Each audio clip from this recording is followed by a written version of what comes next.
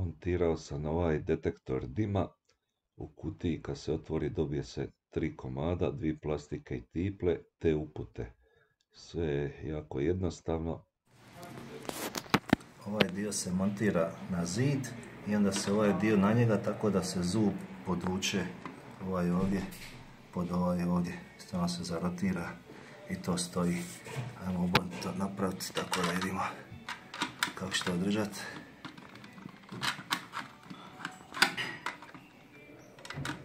Evo ovdje našli smo znači gdje je zub, sad ćemo ga okrenuti i to će stajati.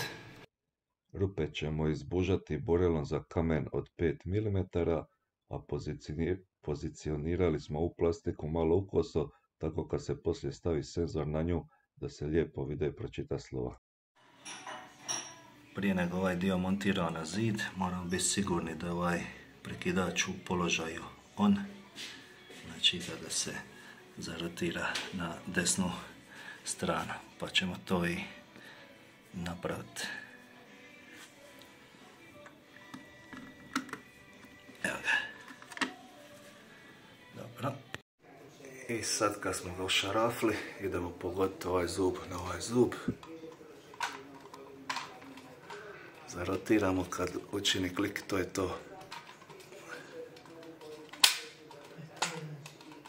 Evo ga, neće nikuda, stoji 30 cm od stropa. Idemo ga testirati, dovoljno je pritisnuti ovaj dugmić 2 sekunde, počet će crčit i nakon toga pustimo.